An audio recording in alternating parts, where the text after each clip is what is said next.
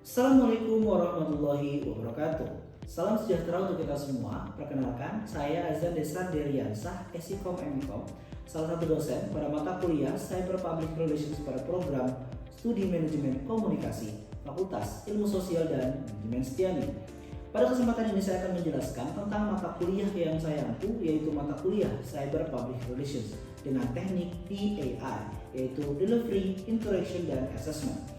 Video ini dibuat untuk memenuhi salah satu persyaratan dosen pada program sertifikasi dosen di tahun 2026, yaitu pernyataan diri dosen dalam unjuk kerja Tridharma Perguruan Tinggi atau PDD UKT-PT. Khususnya pada aspek pengajaran, saya akan memulai untuk menjelaskan terkait dengan deskripsi dan informasi umum mata kuliah Cyber Public Relations. Mata kuliah Cyber Public Relations merupakan mata kuliah wajib bagi mahasiswa Institut Setiani di semester 5 pada program studi S1 Manajemen Komunikasi di Institut Setiani. Mata kuliah Cyber Public Relations merupakan mata kuliah untuk mahasiswa konsentrasi Public Relations semester 5. Mata kuliah ini membahas konsep, strategi, dan praktik hubungan masyarakat di era digital dengan fokus pada pengelolaan citra dan reputasi melalui platform online. Mahasiswa akan mempelajari cara memanfaatkan media sosial, blog, dan alat digital lainnya untuk membangun hubungan positif antara organisasi dan publik, mengelola krisis secara online, serta melakukan analisis dan evaluasi efektivitas kampanye PR digital. Mata kuliah ini juga mencakup studi kasus nyata dan aplikasi praktis untuk mengembangkan keterampilan komunikasi efektif dalam konteks cyber serta memahami dinamika dan tren terbaru di dunia digital.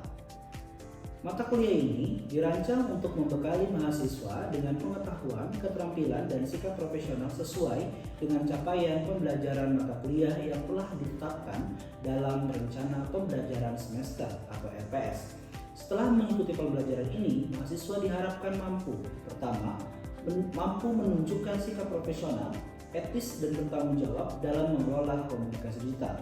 Yang kedua, mahasiswa mampu menghargai privasi, keberagaman, dan etika aktivitas cyber PR.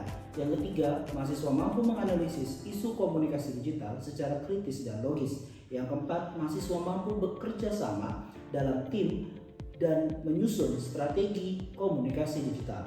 Yang kelima, mahasiswa mampu mengambil keputusan berdasarkan hasil analisis data digital. Yang keenam, mahasiswa mampu beradaptasi terhadap perkembangan algoritma, platform, tren, dan regulasi. Yang ketujuh, mahasiswa mampu merancang strategi cyber public relations sesuai dengan kebutuhan organisasi. Yang kedelapan, mahasiswa mampu mengimplementasikan teknik manajemen reputasi dan krisis digital. Yang kesembilan, mahasiswa mampu menggunakan tools digital untuk menganalisis audiens, isu, dan tren. Yang kesepuluh, mahasiswa mampu membuat konten komunikasi digital yang kreatif dan sesuai platform. Yang kesebelas, mahasiswa mampu memahami konsep dan teori cyber public relations secara komprehensif. Yang ke-12, mahasiswa memahami etika dan regulasi komunikasi digital. Yang ke-13, mahasiswa mampu menjelaskan metode manajemen isu krisis digital. Dan yang ke-14, mahasiswa mampu menganalisis tren dan perkembangan media digital dalam praktek public relations. Materi pembelajaran pada mata kuliah Cyber Public Relations diantaranya adalah perkembangan sejarah era digital 1.0 sampai dengan 6.0 serta dampaknya terhadap praktek PR. Lalu ada pembahasan tentang pengertian, ruang lingkup, dan peran cyber public relations dalam komunikasi publik. Juga akan membahas tentang stakeholder digital dalam praktik cyber public relations. Juga akan membahas tentang media baru dan media sosial serta implikasinya terhadap PR, dan akan membahas tools-tools PR digital serta strategi pemanfaatan media sosial. Ditambah juga akan membahas tentang penerapan etika dan regulasi cyber public relations. Selain itu, kita juga akan membahas tentang konsep dan praktik cyber branding dalam membangun citra organisasi, dan akan membahas endorsement dan strategi interaksi online. Lalu akan membahas tentang konten PR digital, desain pesan online, strategi corporate communications, dan terakhir mengukur efektivitas aktivitas PR digital.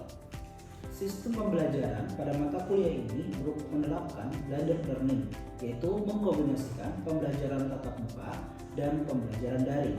Pembelajaran tatap muka digunakan untuk penyampaian konsep, diskusi interaktif, tanya jawab, presentasi, dan pendalaman materi, sehingga mahasiswa dapat berinteraksi secara langsung dengan dosen maupun sesama rekan mahasiswa.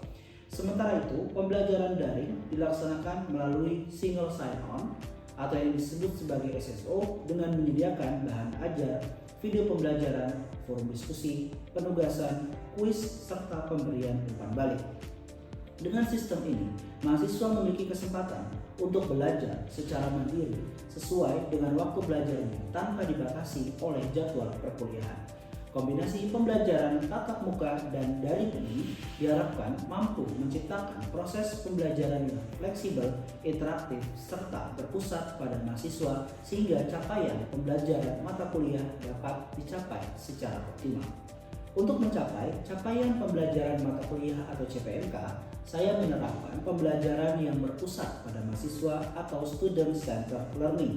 Metode pembelajaran yang digunakan meliputi ceramah interaktif untuk memberikan landasan konseptual, diskusi kelompok untuk mendorong kolaborasi dan berpikir kritis, studi kasus agar mahasiswa mampu menghubungkan teori dengan permasalahan nyata, serta presentasi dan tanya jawab sebagai sarana mengembangkan kemampuan komunikasi akademik dan memberikan umpan balik secara langsung. Selama proses pembelajaran, saya juga memanfaatkan media digital dan SSO sebagai pendukung penyediaan materi, penugasan, forum diskusi, serta evaluasi pembelajaran. Dengan penerapan berbagai metode tersebut, mahasiswa diharapkan tidak hanya memahami konsep, namun juga mampu menganalisis, menerapkan, dan mengevaluasi materi sesuai dengan capaian pembelajaran yang telah ditetapkan.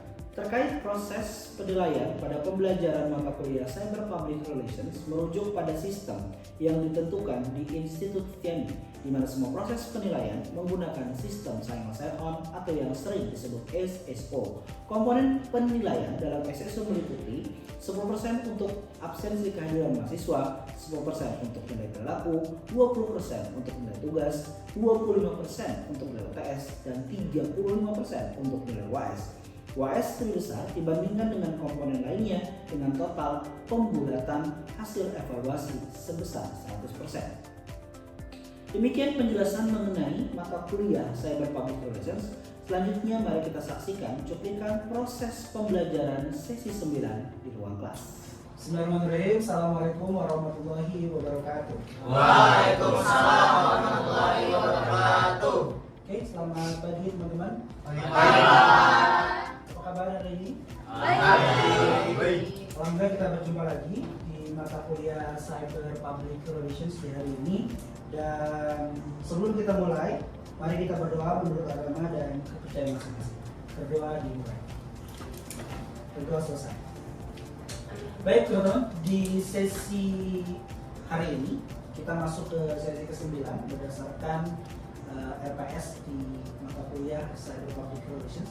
Pertemuan sesi ke-9 ini berbicara terkait tentang cyber branding bagi sebuah organisasi yang nanti spesifik dari salah satu contoh cyber branding adalah campaign yang dilakukan oleh perusahaan-perusahaan di media sosial. Ya, saya ingin menyampaikan terkait tentang capaian dari mata kuliah Cyber Public Relations di sesi ke-9 ini. Yang pertama, capaiannya adalah untuk menjelaskan konsep dan praktik cyber branding dalam membangun citra perusahaan. Diharapkan pada materi ini teman-teman bisa memahami apa itu cyber branding, lalu bisa mengetahui beberapa hal terkait tentang contoh-contoh cyber branding yang masif digunakan di era digital. Salah satunya nanti akan kita jadikan bahan diskusi adalah pada saat cyber branding disebut salah satu indikatornya adalah kegiatan campaign yang dilakukan oleh perusahaan-perusahaan. Karena kita bicara tentang cyber public relations, maka tidak bisa lepas dari aktivitas-aktivitas digital yang dilakukan oleh perusahaan. Maka campaignnya di sini bukan campaign yang sifatnya konvensional, bukan campaign yang sifatnya langsung, tapi campaign yang sifatnya menggunakan media sosial sebagai sarana penyebaran informasi atau publikasinya. Oke, sesuai dengan RPS yang tadi sudah dijelaskan di awal, hari ini kita akan bahas tentang cyber branding yang secara spesifik nanti contohnya kita akan lihat dari kampanye-kampanye PR yang pernah dilakukan oleh perusahaan-perusahaan. Sebelum kita bahas tentang contohnya, kita lihat dulu definisinya. Cyber branding secara definisi adalah proses membangun dan mengelola citra merek di dunia digital menggunakan platform-platform media online. Yang tujuannya pada cyber branding ini tentu adalah untuk membangun awareness, kesadaran dari publik terhadap merek-merek tersebut. Komponen dalam cyber branding setidaknya ada 4. Yang pertama adalah identitas visual, yang kedua adalah kehadiran online, yang ketiga media sosial, dan yang keempat adalah strategi konten. Kita akan cek satu persatu. Identitas visual itu berkaitan sama logo, warna, dan desain estetis dari merek tersebut. Yang kedua adalah kehadiran online.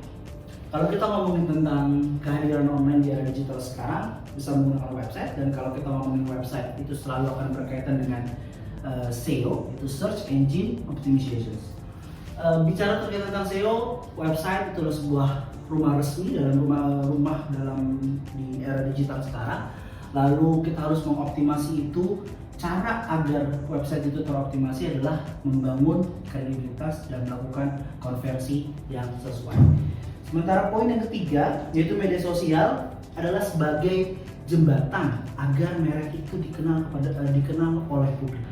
Namun yang harus diperhatikan adalah pada saat kita menggunakan media sosial, kita harus memilih dulu, meriset dulu kira-kira media sosial mana yang cocok. Setelah kita merasa cocok, hal yang harus dilakukan adalah mengelola media sosial itu. Cara mengelolanya, kita harus memiliki interaksi yang aktif dengan teman-teman yang mengakses media sosial yang kita pilih sebagai sarana membangun kesadaran dari publik terhadap merek kita. Sementara yang keempat yaitu strategi konten yang bernilai tinggi. Strategi konten yang bernilai tinggi itu harus tentu ada unsur kreatifnya, ya, mengikuti tren, dan ada sisi infografis atau konten sosial, konten visual yang mudah dibagikan dan mendorong audiens untuk memperoleh jangkauan tertentu.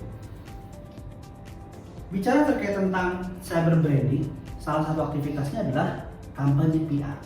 Secara definisi, kampanye PR adalah sebuah kegiatan atau rangkaian aktivitas komunikasi yang terencana dan terukur. Jadi saat membuat campaign nggak boleh sembarangan.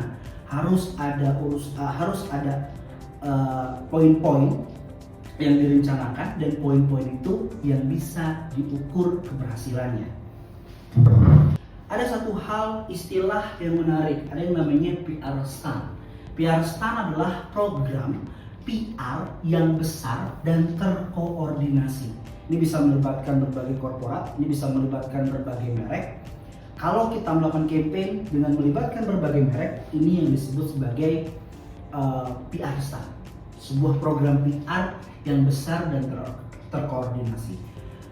Unsur-unsur dalam PR stunt setidaknya konsepnya harus matang, yang kedua visualisasinya kuat, dan yang ketiga menentukan media terbaik yang tadi sudah disampaikan, dan yang keempat bersiap skenario terburuk jika campaign di media sosial yang sudah kita pilih sebelumnya itu tidak bekerja dengan maksimal.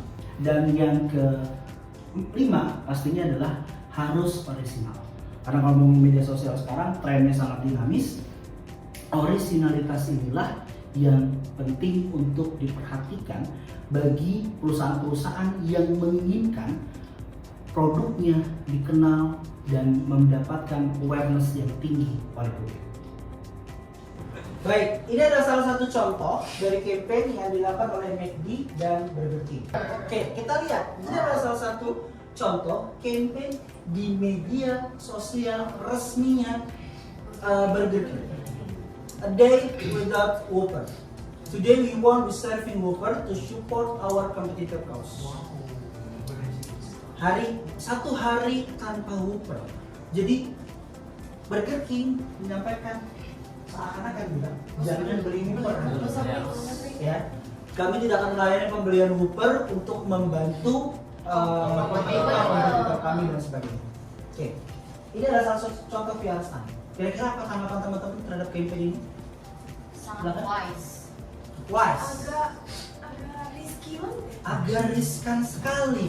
Terkejut. Kaget sih Pak. Sangat terkejut, Iya. kaget. Kapan lagi BK sama McD gitu kolaborasi ininya Kapan bersatu. lagi? Dan ini salah satu contoh kolaborasi yang dilakukan oleh BK. BK dan McD.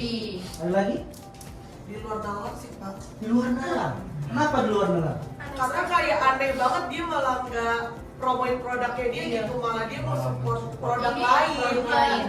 Itu emang campaign ini tahun berapa Pak? Bukan pas COVID bukan? Ya, ini adalah campaign yang dilakukan pada saat itu. Oh, make sense. Make sense. That's aneh. Berarti yang dia wise. Benar berarti sesuai dengan jawabannya ya. Ini produknya sangat bijaksana sekali dia menggunakan campaign ini.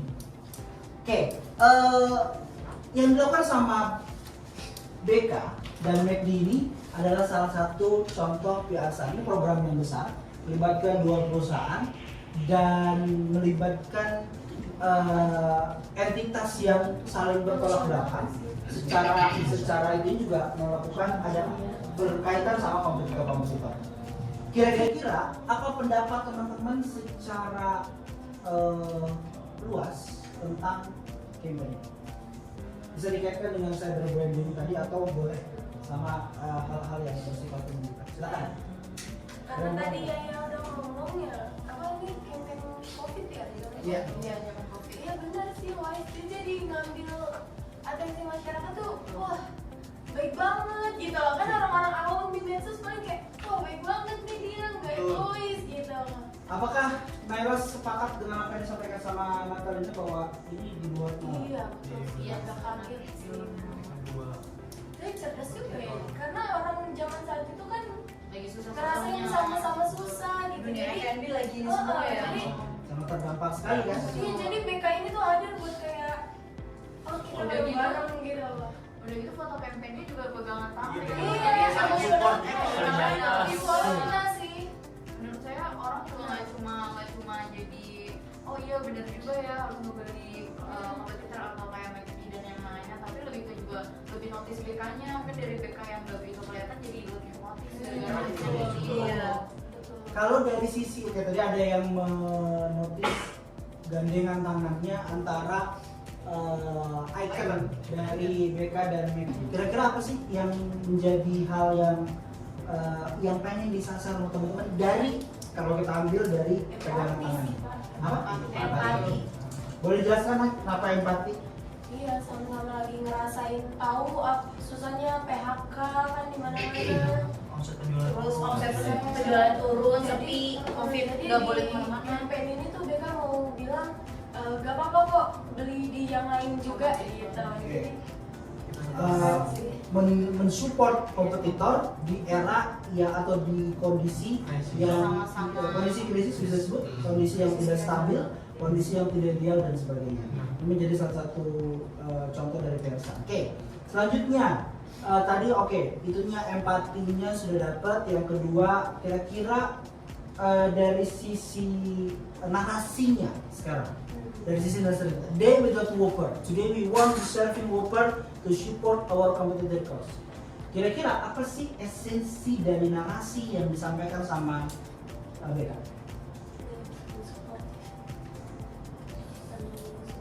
Apakah support? Oke. Ada lagi yang ingin membantah?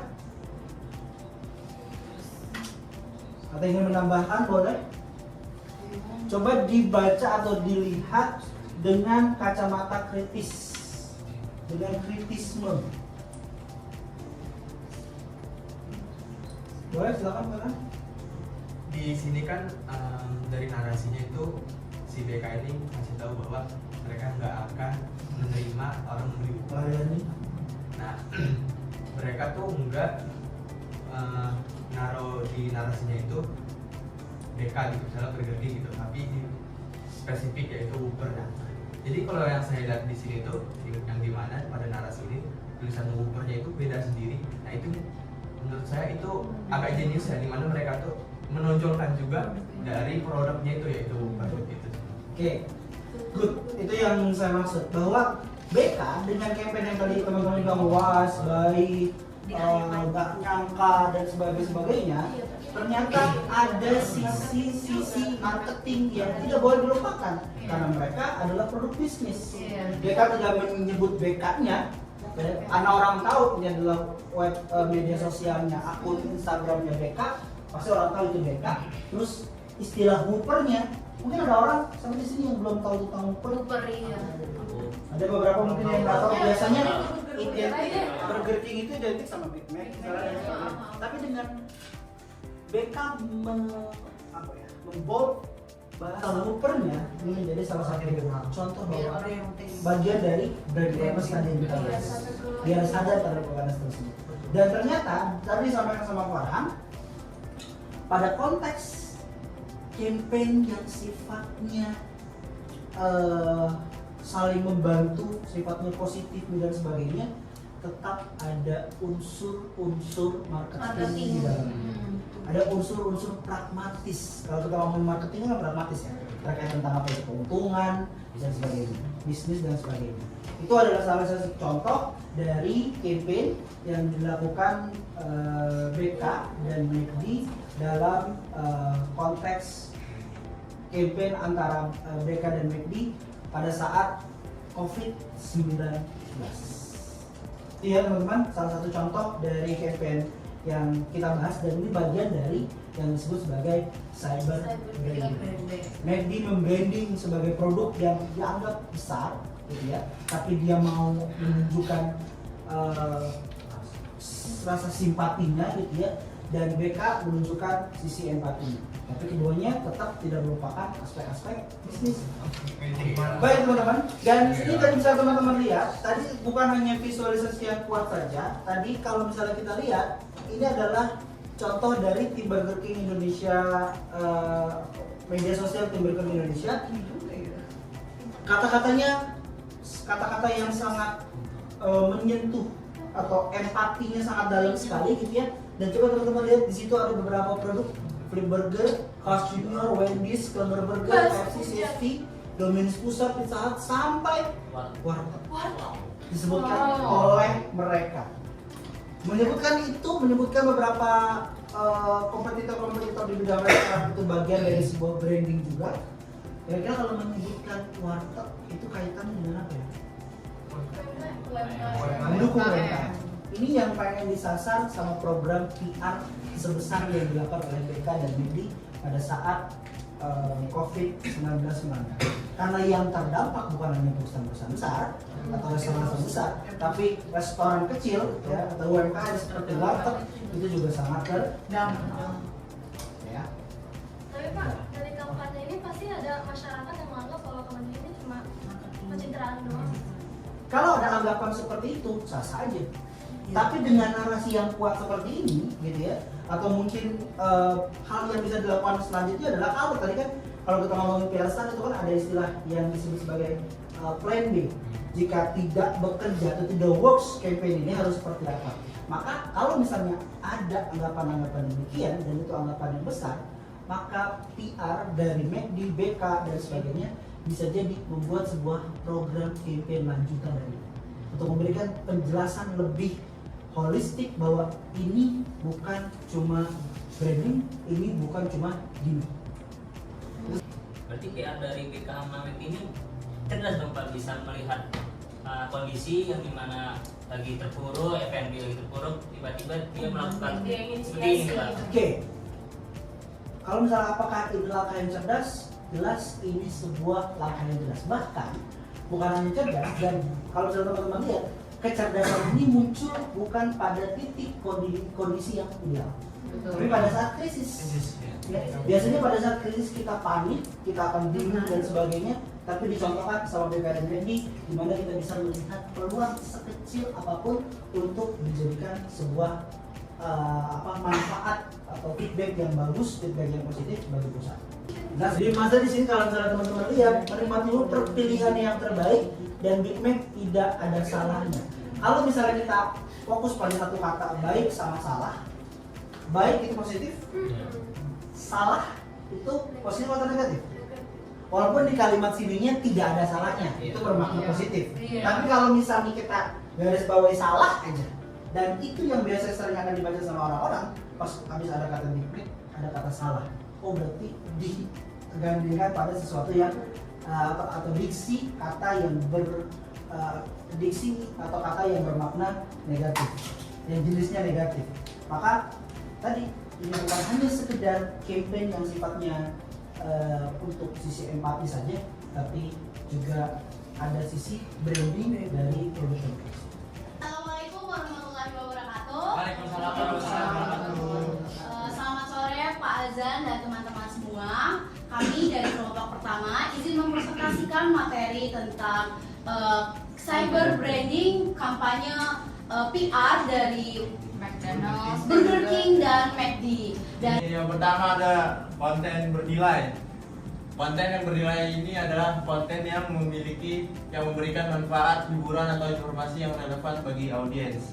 Yang pertama ada McDonald's, yaitu sering membuat konten yang menonjolkan promo, menu baru, momen spesial seperti Ramadan dan hari kemerdekaan, serta kampanye yang mengangkat kebersamaan untuk keluarga. Kontennya dirancang agar mudah dipahami dan menarik bagi berbagai kalangan. Terus yang kedua ada Burger King, lebih sering menghadirkan konten yang kreatif, humoris, dan berani. Kampanye BK sering memanfaatkan tren media sosial dan strategi pemasaran yang unik sehingga memberikan nilai hiburan bagi audiens. Oke, teman-teman dari kelompok 1 yang ingin saya tanyakan adalah tadi salah satu sarannya adalah McDonald's sering membuat konten di momen-momen spesial seperti Ramadan sama hari kemerdekaan. Kira-kira alasannya kenapa ya terkait tentang momen spesial? Baik Bapak, terima kasih atas pertanyaannya. Saya izin menjawab. Tadi kan Bapak mempertanyakan gitu, kenapa sih McDonald's ini kampanyenya ini ketika momen spesial seperti hari Ramadan, misalnya Ramadan atau hari kemerdekaan? Karena menurut saya pribadi, karena ini kan perayaan yang dimana setiap tahun sekali, yang dimana momen tersebut juga masyarakat mengingat gitu di momen itu. Jadi makanya McDonald's ini juga ingin hadir di dalam momen-momen spesial tersebut gitu. Apalagi Ramadan ini kan kumpul keluarga, terus hari kemerdekaan juga nggak cuma sekedar upacara aja buat teman-teman yang masih sekolah, tapi juga momen kumpul keluarga pun juga ada. Jadi itu supaya brand McDonald's ini juga semakin lebih diingat. Jadi biar branding itu lebih kuat gitu ya? Betul Pak, dan juga lebih kuat, betul. Jadi kan gak cuma keluarganya aja, tapi teman-temannya juga tahu kalau McDonald's-nya enak buat yang belum nyobain gitu pas hari-hari besar gitu Pak. Oke, terima kasih. Oke, silakan teman-teman jika ada yang ingin bertanya, silakan. Boleh deh, boleh. Naila, Mau silakan. nanya. Kan tadi disebutkan harus kampanye tuh kreatif dan kompetitif ya. Emang kenapa sih harus itu? terima kasih atas pertanyaannya. Nah, kenapa perusahaan itu kan harus kreatif dan kompetitif kan? Karena di perusahaan besar ini saat ini tuh kita sebagai Gen Z itu emang harus kreatif yang mengikuti tren zaman sekarang gitu lah, yang kayak apa sih yang viral, apa sih yang hype gitu kan. Nah, kita itu sebagai Gen Z itu jangan sampai ketinggalan sama zaman kayak gitu-gitu, fenomena apa ya, biasa disebut fenomena FOMO gitu. Kurang lebih sih seperti itu sih Nay. Jadi biar seleranya itu masuk sama target audiensnya itu kayak Gen Z gitu, kurang lebih gitu. Oke Nay? Oke, terima kasih Nay. Baik teman-teman, kalau bisa kami mudah-mudahan bermanfaat. Terima kasih atas kehadirannya. Mohon maaf jika ada kesalahan kata dan perilaku. Wabillahi taufiq wal hidayah. Assalamualaikum warahmatullahi wabarakatuh. Waalaikumsalam warahmatullahi Sebelum mengakhiri video ini, saya ingin mengucapkan terima kasih yang sebesar-besarnya kepada Kementerian Pendidikan Tinggi, Sains dan Teknologi atas penyelenggaraan program sertifikasi dosen sebagai upaya meningkatkan mutu pendidikan tinggi di Indonesia. Ucapan terima kasih juga saya sampaikan kepada panitia sertifikasi dosen yang telah memfasilitasi seluruh rangkaian kegiatan dengan baik. Kepada pimpinan perguruan tinggi, pimpinan fakultas, dan pimpinan program studi, saya menyampaikan apresiasi atas dukungan, arahan, dan kesempatan yang diberikan selama proses pelaksanaan sertifikasi dosen.